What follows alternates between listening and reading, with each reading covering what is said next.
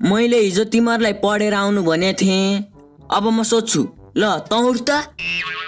ल भन्, यदि राम माथि बादलमा गएर अड्क्यो भने त्यो कसरी तल झर्छ? प्यारासुटको प्रयोग गरेर सर। तेरो बाउले दिन्छ त्यसलाई प्यारासुट? तेरो बाउले चाहिँ त्यसलाई बादलमा अड्काउँछ? चुप लाग। अब भन्, मान्छेको एउटा हातमा कतिवटा अम्ला हुन्छ? सर 6वटा। तैँले फेरि कट्टुभित्र हात हालिस् होइन? ए सरी सर। ल अब भन्, नेपालीहरू किन बहादुर हुन्छन्? किन हुनु नि सर? राम बहादुर, श्याम बहादुर जस्तो नाम राखेपछि जो पनि बहादुर भइहाल्छ नि। चुप लाग। अब भन् कि यो संसारको सबैभन्दा मूर्ख मान्छे को हुनु नि? तपाईँ नि। के रे? म कसरी मूर्ख भएँ? कसरी हुनु नि? जहिले आफूलाई आउने क्वेसन सोधेपछि मूर्ख हुँदैन त? त सरलाई मूर्ख भन्छस्? बाहिर जा। ए सरी सर। के को सरी? एउटा गीत गा अनि मात्र छोडिदिन्छु। सर गीत चाहिँ होइन, ऱ्याप हान्छु ल। ल हान। Okay music.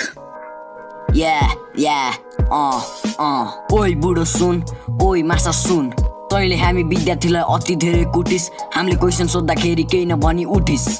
हामी तेरो चेला होइन भनेको हामीलाई दाजै, नत्र तेरो छोरीलाई भगाइदिन्छु आजै। क्वेसन पनि गाह्रो दिन्छस्, केही आउँदैन हामीलाई। तेरो म्यामको चक्कर चल्या भनिदिन्छु म सबलाई। होमवर्क पनि धेरै दिन्छस्, गर्ने नआउनी। तैँले सायद बाँच्न पाउँदैन सरको जुनी। एक्जाम आउन लाग्यो भने कराई गर्छस्। यस्तै पारा देखाइस् भने त एक दिन मेरै हातबाट मर्छस्। अति भयो अत्याचार हामीलाई मुक्त गर्दै, अर्को वर्ष यो स्कुलबाट अर्कै स्कुलमा सर्दै। एक्जाम अघि क्वेसनहरू राम्रैसँग सोध्ने हो, एसी पछि सब मिलेर तँलाई भक्कु गोद्ने हो। सिधै सर ऱ्याप। तँलाई त ए होइन नि सर, गीत पो गाएको त नि।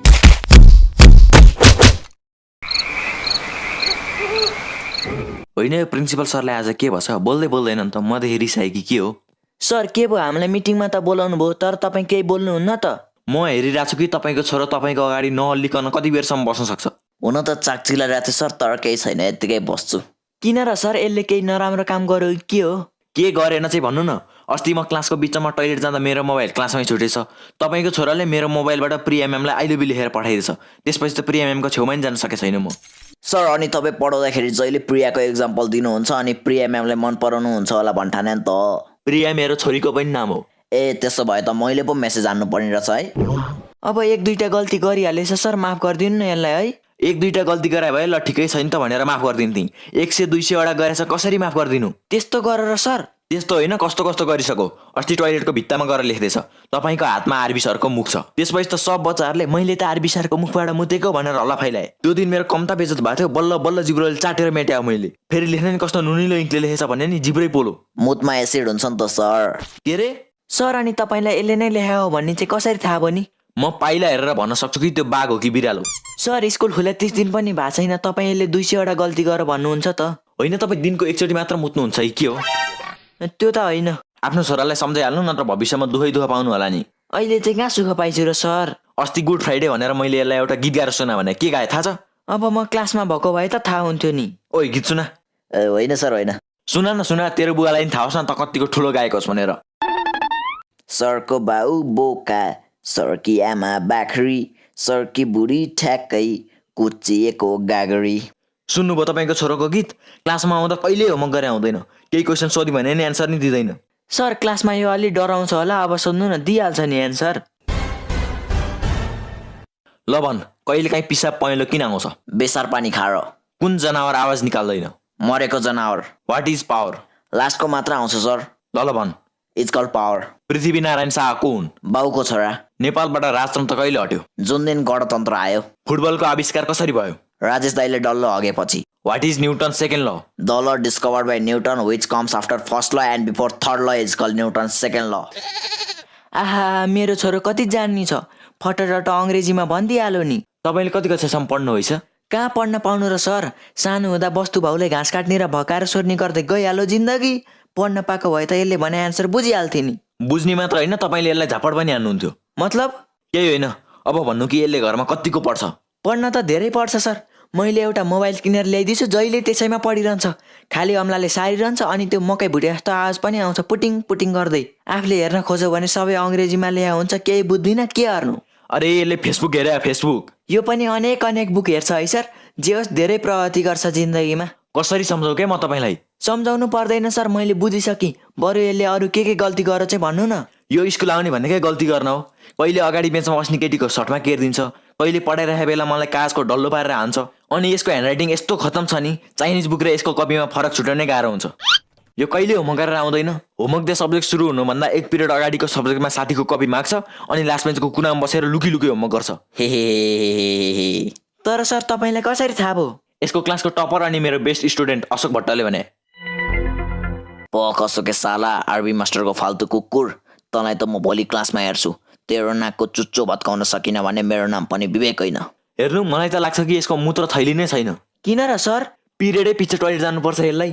टिचरले क्लासमा पढाइरहेका हुन्छन् अनि केही क्वेसन सोध भनेर भन्यो भने यसको क्वेसन सधैँ एउटै, माई गो टु टोइलेट मात्र हुन्छ।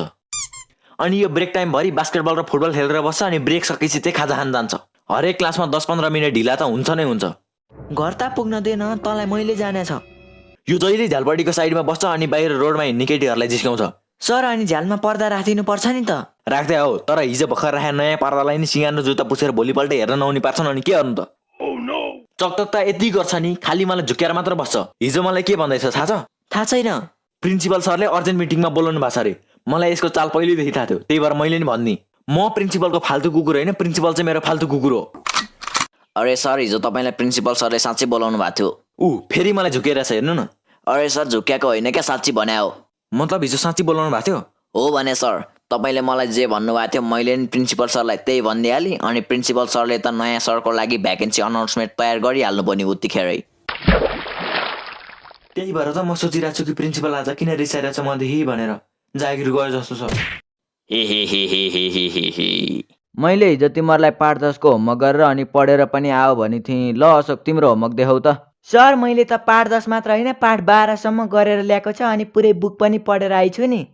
हो र, भेरी गुड। तिमीले यस्तै गरी मेहनत गर्दै गयो भने तिमी यो स्कुल टपर मात्र होइन, पुरै देश टपरै हुन्छौ। तर मलाई त पुरै विश्व टप हान्न मन छ सर। हान्छौ मजाले हान्छौ।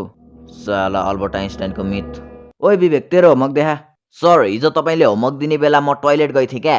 तर मैले हिजो कसैलाई बाहिर त पठाइन।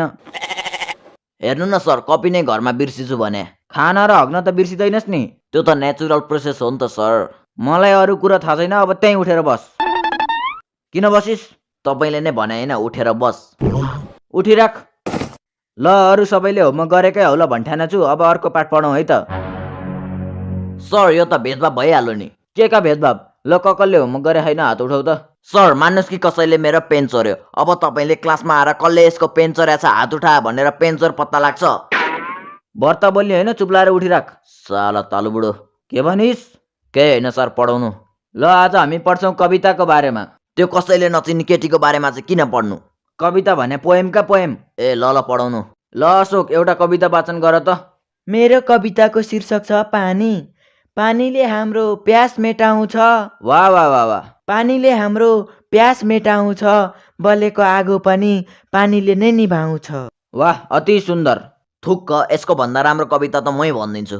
ल भन्न त भन्। मेरो कविताको शीर्षक छ तालुमा आलु। हाम्रो नेपाली सरको कपाल छैन, त्यसैले सबले भन्छन् यसलाई तालु। वाह वाह भन्न। हा वाह वाह वाह। हाम्रो नेपाली सरको कपाल छैन, त्यसैले सबले भन्छन् यसलाई तालु। त्यो तालुमा ढुङ्गा हान्यो भने निस्किन्छ त्यो भन्दा नि ठुलो आलु। पख, तँलाई त म प्रिन्सिपललाई नभनी कहाँ छोड्छु र? किन र सर, मैले त्यस्तो खतरा कविता भनिर?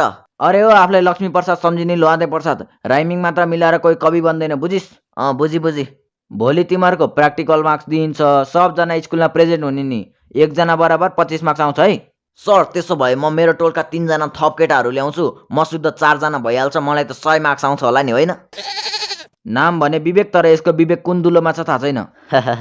ल, अब म तिमीहरूलाई शब्द अर्थ सोध्छु है त। ल अशोक, भन त। सर, उठौँ। पर्दैन बाबु, पर्दैन। तिम्रो खुट्टा दुख्ला, फेरि पढ्ने मान्छे जात दिने बेला केही भइहाल्यो भने त हाम्रो त नाकै काटिन्छ नि। बसेरै भन्दा हुन्छ।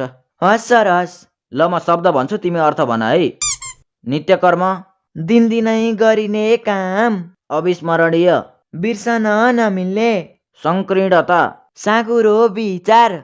ल भयो, तिमीलाई सब आउँदो रहेछ। घोकन्ते साला। ल विवेक, अब तेरो पालो।